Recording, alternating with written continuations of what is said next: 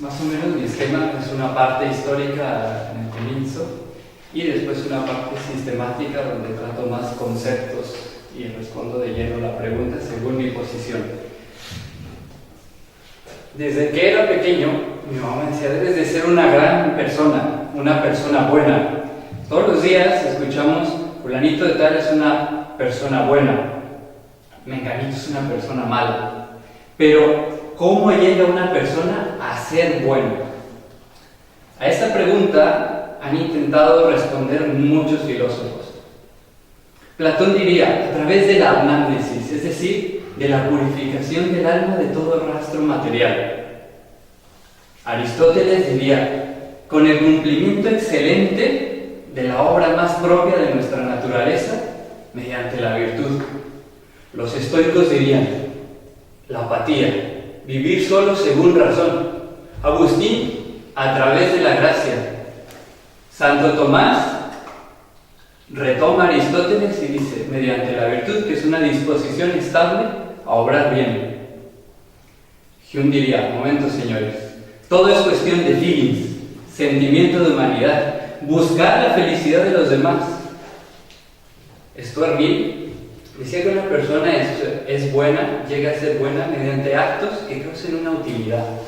Bentham, mediante una consecuencia buena.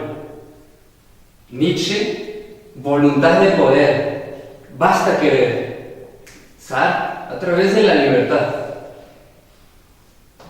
Bueno, ante todas estas posiciones, ¿cuál es la posición correcta? A mi modo de ver, la posición correcta es la posición de Aristóteles, enriquecida por Santo Tomás, que dice que una persona llega a ser buena mediante el cumplimiento de actos libres que perfeccionen su naturaleza. Para obrar de esta forma hay tres principios. Intrínsecamente, las virtudes. Extrínsecamente, la ley que nos instruye y la gracia que nos fortalece. En nuestra condición de filósofos, dejamos la gracia de un lado y nos centramos en la virtud y en la ley. La virtud se define como hábito operativo bueno. Así lo define Tomás. Hábito quiere decir que es una cualidad de nuestra naturaleza. No es ni completamente natural porque lo tenemos que formar, ni es ajeno a nuestra naturaleza porque la perfecciona, y es diverso de la virtud porque implica conciencia. En cuanto a operativo, nos lleva a obrar, es decir, tiene por objeto una potencia operativa. Siendo bueno, perfecciona al hombre, le dispone a cumplir actos de acuerdo con su naturaleza. Y esto es la diferencia con los vicios, que también son disposiciones que nos llevan a obrar, pero en contra de nuestra naturaleza. Las virtudes, por lo tanto, son necesarias para la perfección del hombre, para que una persona llegue a ser buena. Y según perfeccionen, se pueden clasificar. Dejando de lado las virtudes teologales, se pueden dividir en las virtudes que perfeccionan nuestro intelecto, llamadas dianoéticas, y son 5. La ciencia, la inteligencia, la sabiduría, que perfeccionan la razón teórica. El arte y la prudencia, que perfeccionan la razón práctica.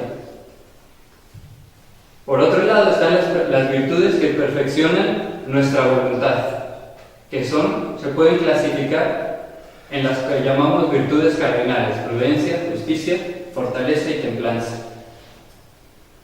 Las virtudes intelectuales se forman mediante el aprendizaje y la instrucción.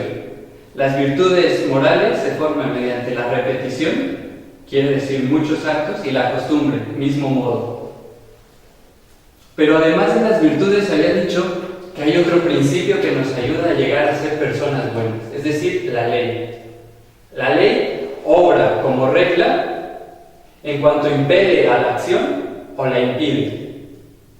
Pero aquí no me refiero tanto a la ley positiva, sino a la ley moral natural, que con palabras de Cicerón sería esa ley no escrita, Siddhartha, es decir, la ley que toda persona tiene en su naturaleza por el hecho de ser hombre.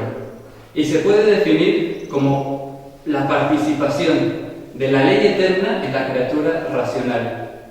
Por lo tanto, no se trata de una autonomía, porque el fundamento de esta ley no es el mismo hombre, ni una heteronomía, porque no es totalmente ajena al hombre, es una teonomía participada. Como teonomía, el fundamento último es Dios, en cuanto participada está escrita en la naturaleza del hombre. Y el contenido de esta ley son los primeros principios, que son primeros preceptos, y que son universalmente conocidos e infalibles porque no los deducimos, sino los aprendemos. Son directamente aprendidos. Y se basan en las tendencias naturales de nuestro ser. Como sustancias, la tendencia a conservar el ser. Como especie, la tendencia a la generación. Como criaturas racionales, la tendencia a la verdad y la tendencia a vivir en sociedad. Y aquí entra en juego un tercer aspecto, que es la conciencia. La conciencia es la facultad que tiene todo hombre que juzga sus actos según los primeros principios. Pero lamentablemente la conciencia no es infalible. Puede haber deformaciones de conciencia. Y puede así hablarse de conciencia verdadera si se basa en la norma moral objetiva, o conciencia errónea si difiere. De conciencia recta si juzga con prudencia y fundamento, o de conciencia torcida si es una deformación. Y puede haber diversos tipos de deformación. Se puede hablar de conciencia relajada, aquella que no juzga la falta donde la hay; conciencia estrecha, la que pone la falta donde no la hay; la conciencia escrupulosa, que pone falta en todos lados; y la conciencia perpleja, que pone falta en donde, que ve la falta tanto al actuar como al dejar de actuar. En resumen, una persona llega a ser buena, una persona es buena o mala por su vida moral, es decir, por sus actos libres, que serán buenos si perfeccionan la naturaleza del hombre con el cumplimiento, a través del cumplimiento de la ley moral natural, con la fuerza de las virtudes.